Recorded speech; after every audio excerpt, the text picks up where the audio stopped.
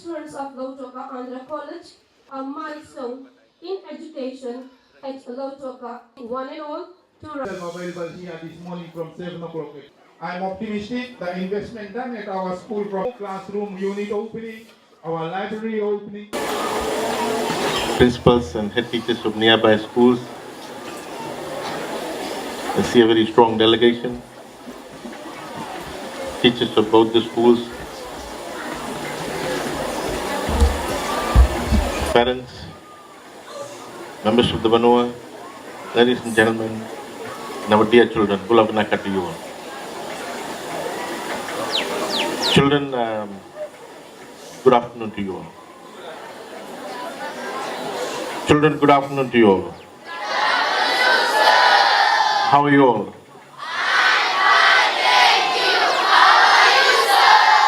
I'm fine, I'm doing well. I've been told that I'll be one-sided after this function. Children, it's a pleasure to be here. Andhra family is a progressive family. They have a number of schools in PG. It's always a pleasure to visit schools owned by faith-based groups. Ladies and gentlemen, it's good to see parents here in such a large number. Pillar 4 of education talks about parental engagement. Education begins at home. The kind of citizen that we want to build for future Fiji requires a lot of support, mentoring by parents. The kinds of problems that our children are facing now in contemporary Fiji requires strong parental engagement with our school system. Ladies and gentlemen, now more than ever, we need a lot of support and engagement by parents, because parents spend a lot of time with our children. Our children source their first education from our parents. While we want to inculcate and while we are trying to inculcate values and virtues education to our children, parents, members of the community play a very important role in ensuring that we holistically develop our children. And therefore, we want parents to take active participation in our children's education, growth and development. Parents should know who are your child's friends. Parents should know and get an account of what time the child arrives in school, what time the child leaves school, what time the child gets home. Parents should know what's being taught in school. Parents should know how the child is performing. Parents should check the child's weight. Parents should find out if the child is doing well academically, emotionally at the school. Parents must talk to the class teacher, the school head, and find out about how the child is behaving in school. It's important that parents take full ownership of the child's education, growth and development. Our teachers are doing extremely hard job, working very hard to ensure that our children's dreams are fulfilled, that our parents' dreams are fulfilled. But alone, it will be difficult for them, because the kinds of issues and challenges that our children are facing now, our children did not face when we did not face when we were in schools some 3 to 4, 5 decades ago. So ladies and gentlemen, it's good to see parents here in such large numbers, but I urge all parents that time is now for more parental engagement, for greater ownership of your child's education, growth and development. You cannot leave everything onto the school system. Our school system is very important and critical for your child's education.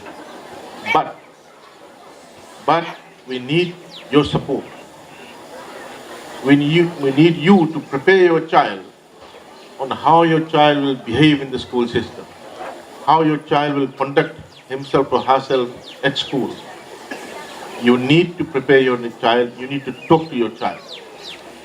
While our government has ensured that corporal punishment is not allowed in our school system, but you need to ensure that your child behaves appropriately so that not only the child is disturbing himself or herself, but also not disturbing the learning environment for other children in the school system. We also don't want a child to become a threat to our teachers. It is in this regard that we had made a decision earlier this year that if you find any child repeatedly becoming a threat to fellow students or teachers, then the child does not want to be in our school system, and we will have no option but to ask the child to vacate the place in the school system. We don't want any hindrance to our children in our school system. Parents spend a lot of time, effort and resources to get the child to the school system so that the child gets the best education.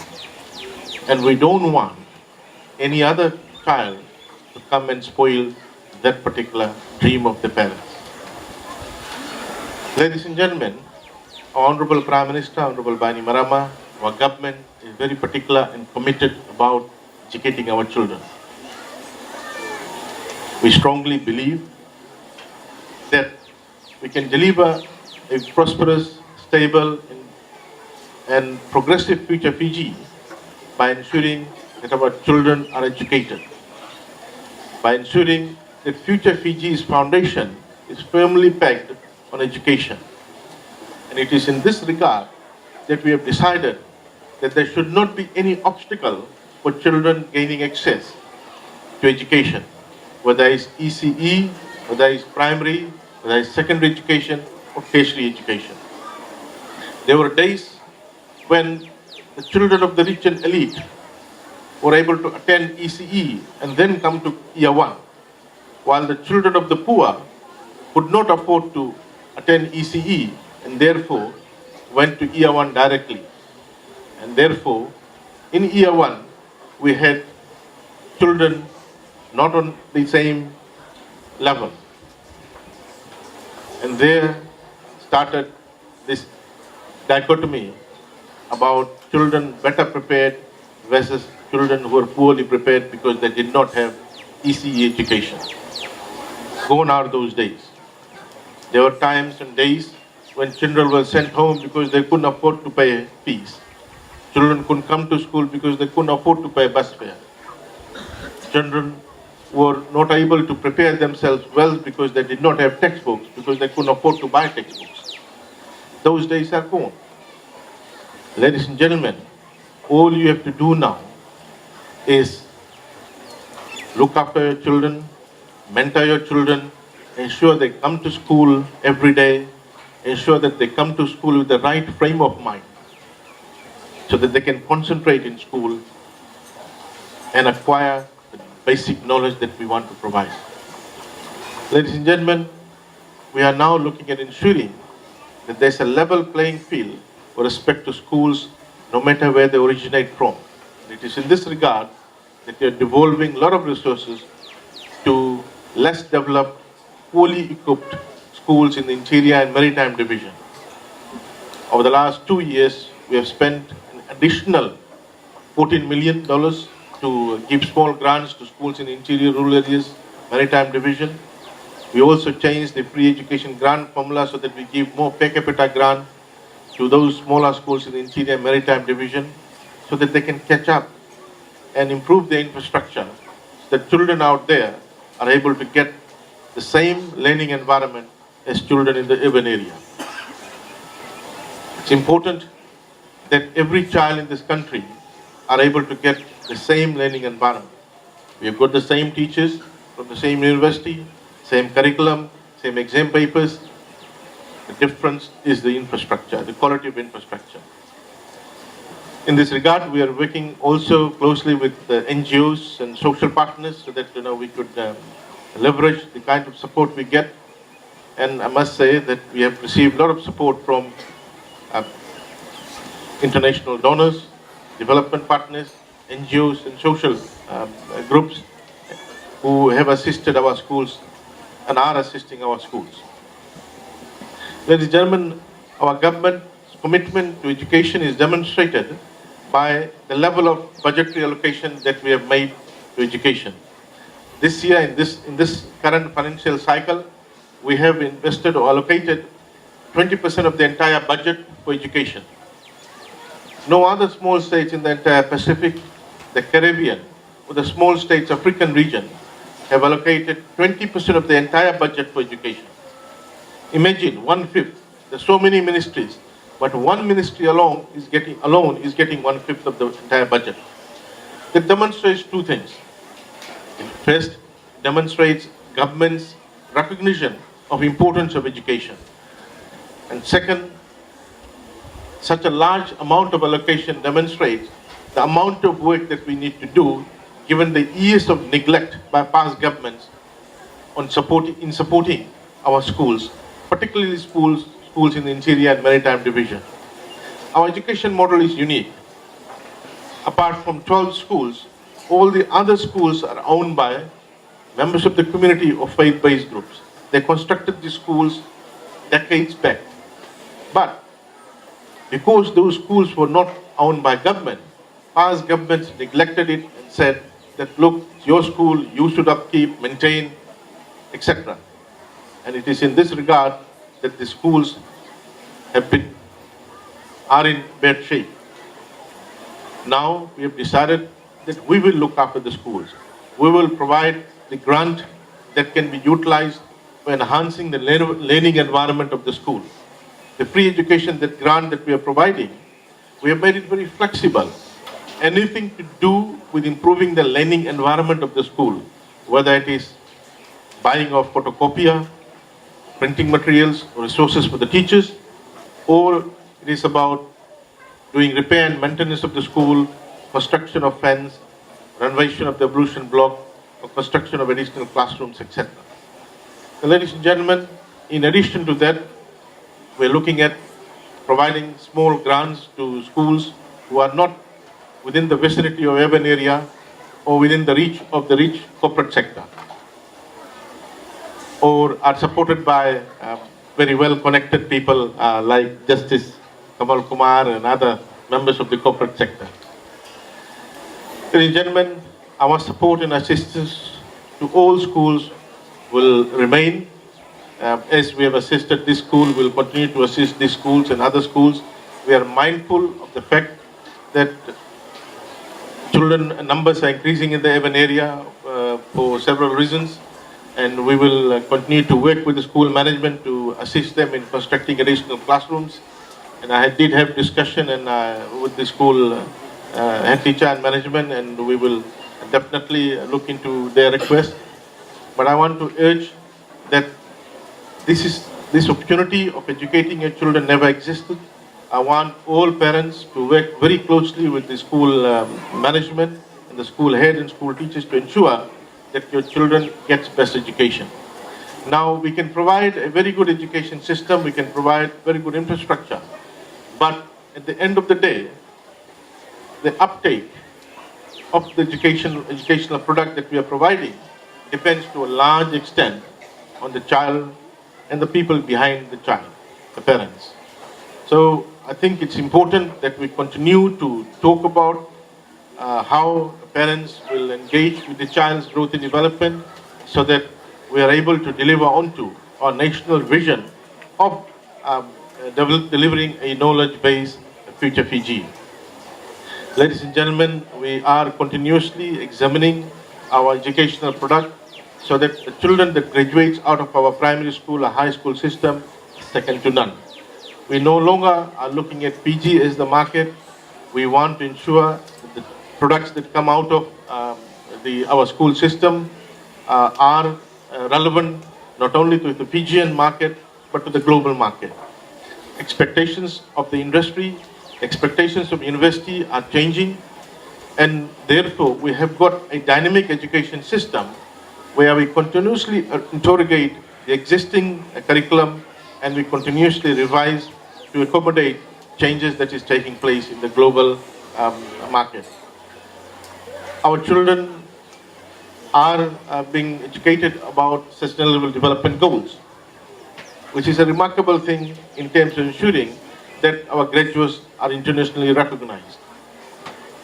This year, for the first time ever, our children in primary school, years 5 to 8, participated in the Green Olympiad competition dealing with issues of environment and climate change. This competition is being undertaken by children of developed countries. 20% of the children participated, of the eligible children participated, 32% of the eligible primary schools participated. This is the first time we ran the Green Olympiad competition. A large number of students got 100% mark. This competition is internationally recognized. Ladies and gentlemen, we intend to increase the number of schools participating next year to ensure, by ensuring that those who do not have IT facilities can do this exam manually. Ladies and gentlemen, we are looking at how we enhance our education system, and in this journey towards ensuring that our children get best opportunity to succeed, we will continue to invest in education. We have now opportunities open for children to access tertiary education facilities. Technical colleges have been established to ensure that children whose aptitude is in the trade area are able to go and access technical education. There's no entry barrier to accessing technical education. We are now also have the Topper Centel scholarship to accommodate children in our universities without having to worry about who will pay for your tuition fee or accommodation or subsistence. So there is huge opportunity now in our education system to accommodate every child who has an interest to further their education right up to university.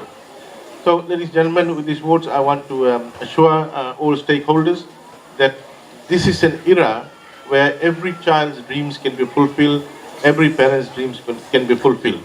I want to wish every child here and in this country a very bright future, and I look forward to working very closely with all the stakeholders, the management, our school heads, and the parents to ensure that our children do get the best education. We are now, we have launched new initiatives in terms of boosting our science education. We do note that there is a declining interest amongst our children in the science education. We have now, for the first time ever, launched a national competition on science and IT, and we are rewarding children who are doing well in science education.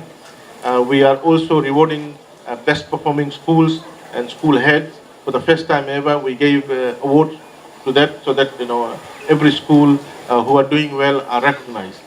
We won't leave any stone unturned to ensure that we remove our side of obstacles for the child to get best education. The remaining would be the child and the parents. I want to wish you all the best, and I look forward for the opening of the new classroom, the computer lab, and the library and the industrial arts block. And I wish this school a very bright future, and I do hope that this school brand name would also be one of those sought after by parents, but very impressed with the leadership of both the schools, the head teacher and the principal. Both of them are model school heads, and I do hope that all our schools are provided this kind of school leadership. Thank you, Vinaka, and Dhanyavad. Okay. Play करो.